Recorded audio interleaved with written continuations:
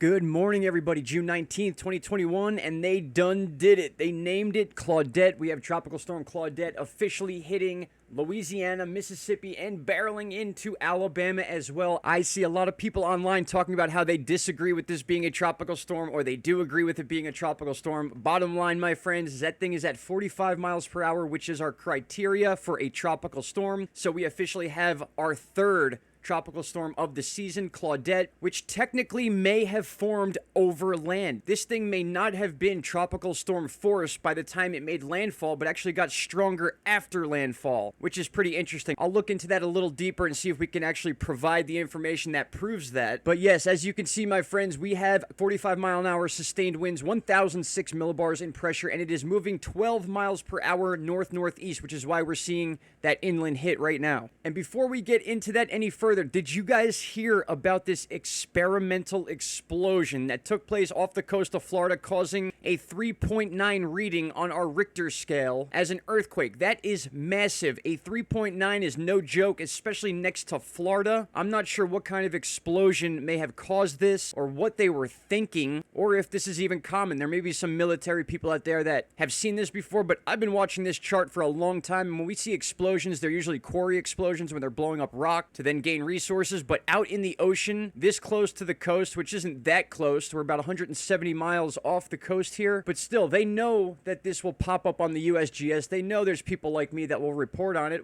What is going on off the east coast of Florida? This took place at 15:48:39 UTC time on the 18th, which was yesterday. So what I did was this. We are over here on the Sierra satellite website, and I have us oriented, and I'll show you that right now. All right, so check this out. I'm going to try to line this up exactly with the satellite and also the earthquake chart. So we got the satellite right here. Just kind of use this as a landmark, this part of Florida right here, which is just north of Lake Okeechobee, which is down here. So if we click back and forth, we can see that we are pretty much lined up even here to get a spot of where this explosion took place. So we got the marking right here on the USGS, 3.9, 170 kilometers east-northeast of Ponce Intel, Florida. So now we go back to the satellite, and we can assume that is going to be right around here. And we have our time set to 15:26.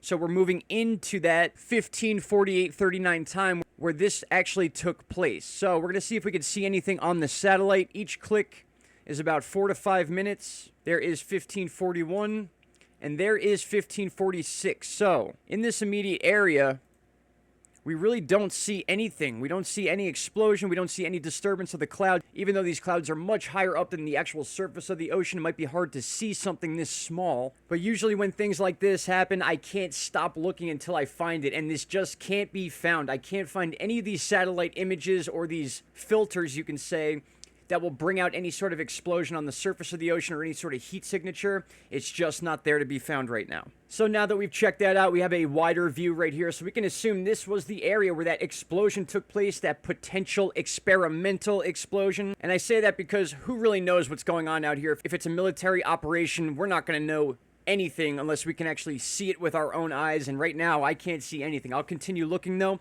But with that said, guys, let's just go to the west side of Florida. And you could already see the edge of Tropical Storm Claudette before it had made landfall with Louisiana. And now let's take a look at the path of this storm even after it makes landfall. A bit of an interesting situation is possible off the Carolina coast. More than likely by that time, this thing will be whipping around too fast to really have any sort of formation that may affect the United States. But Newfoundland and parts of St. Thomas could be in the crosshairs once again. Remember, just a week ago or just 4 or 5 days ago, we had one of the remnants of our systems come up and hit St. Thomas. And here is our tropical storm force wind chart. So the entire eastern coast of Louisiana, the entire exposed coast of Mississippi into the Gulf, and basically Alabama and parts of the Panhandle will be experiencing tropical storm winds throughout today. Some of them already having it right now, as we all know. And of course, now that Claudette is overland, even though it was kind of touch and go with the landfall, it actually got a bit stronger to then become a tropical storm. That's how interesting that coastal area of Louisiana is. All those inlets and those waterways, it actually makes it seem like the surface of the ocean as opposed to a landfall. But now we can expect this thing to be downgraded fairly quickly by the time it crosses from Mississippi into Alabama between now and Sunday at 1 a.m. There could be some change in time with that, but then this thing's going to track along the southeast, certainly causing some damp situations for Georgia,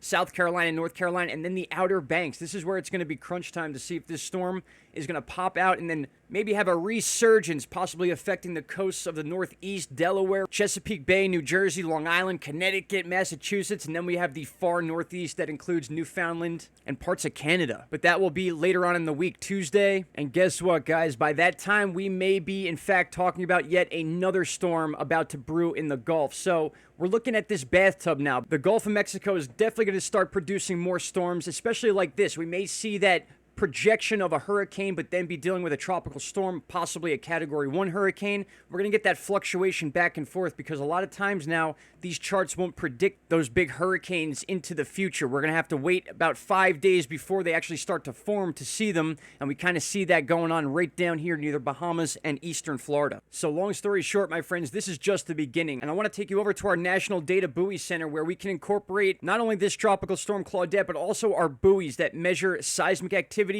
any sort of wave height, temperature, any sort of weather. We have buoys for everything. And I want you to look over here where we were just talking about this explosion. Now, one thing I want you to notice is that these yellow buoys here mean that they're active. These are functioning buoys that are providing data, whether it's weather, whether it's shaking of the ocean or the sea floor. Anything you can think of, these buoys are out here to detect. The red ones are offline, which means they're not recording data. And if you guys remember, we figured out that spot for the experimental explosion. I can't believe that's the term they're using, but if we zoom in here, we can see there's no buoys in this area, so we're not going to see either of these going off. These were certainly out of range to pick up any sort of seismic activity that would set them off from that 3.9. Let's just double check the information here. Yep, 3.9 experimental explosion, 179 kilometers east-northeast of Ponce de Intel, Florida. So this is going to be talked about for some time, and any sort of updates with that, I will bring them to you as well. It's just pretty incredible how we have our tropical storm Claudette and this experimental explosion within the same area of the country. It never ceases to amaze me what goes on in this world. All right, my friends, that's all I got for you for now. Any updates on Claudette or the experimental explosion, I'll be right back here, June 19th, 2021. Thank you all so much. Shout out to Canada. Hope everyone has a great morning. Bye-bye.